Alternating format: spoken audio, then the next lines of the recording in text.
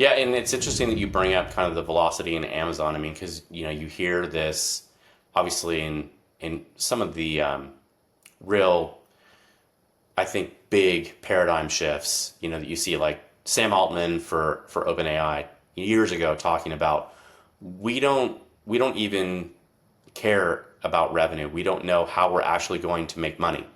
We just need to be able to grow the product, to fail and learn from those and break things to get, let's just say, a large language model to be even something that is usable, that is capable of being able to help an individual or a business with artificial intelligence. So there's a lot of those areas again where, to your point, you have to not care about revenue and just do as much as you can with what you have to get to a place that then results in, a pathway to become profitable or to have revenue or whatever it is. And, so I mean, I think that's kind of a really interesting perspective. And, Alex, I'm sure that, for you, the way that you see from the data side, I mean, how to manage all of that, because it's like drinking from the fire hose. It's Yeah. massive. And the way that you not only collect data, but the way that you manage it, the way that you use it to make decisions, business decisions, it's so challenging on a consistent basis.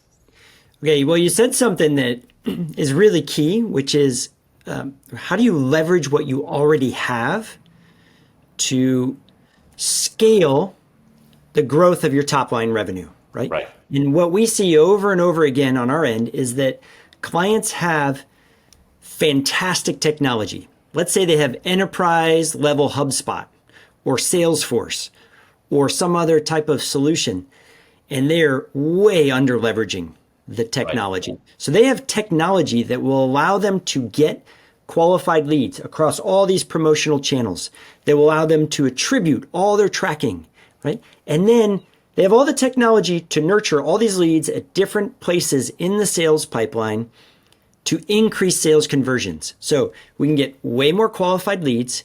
We can increase sales conversions, which all leads right to revenue Right. growth. But what's happening is that a lot of clients that we run into, they believe that they need technology. They need a digital transformation in their business, but they don't know how to use that technology, right? Right. So even if you're getting lots of great PPC leads, but if you don't know what to do with them, you're stuck, right? If Mhm. you have fantastic clients, but you don't know how to build your referral base or your channel partner base and get more referrals, you don't know how to take your clients and get a higher lifetime value, that is all top line revenue, Yeah. right?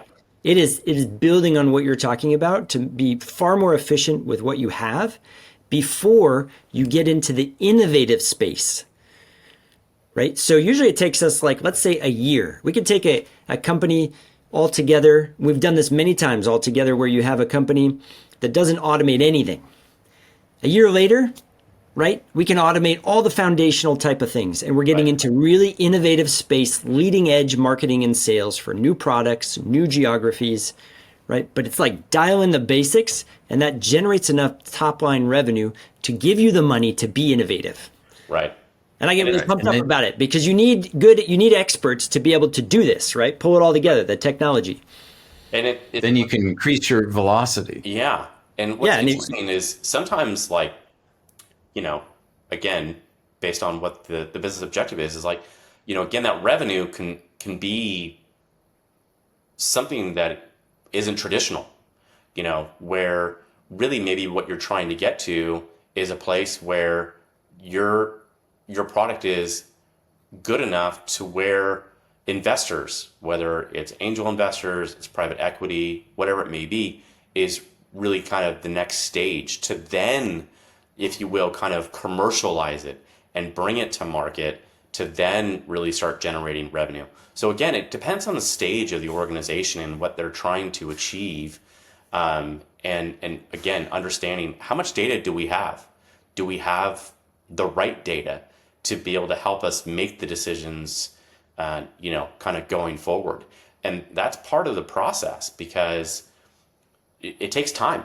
It just doesn't happen overnight. Oh, well, I have these great tools and I can do all this stuff, but if you don't have the ability to again have the right customers helping you to fail and to improve and to get to that business objective, then it's all in vain. And so your top line becomes this huge debt that you have to manage to again then hopefully achieve bottom line profitability. And so that's where kind of it's interesting to be a part of that journey with different organizations.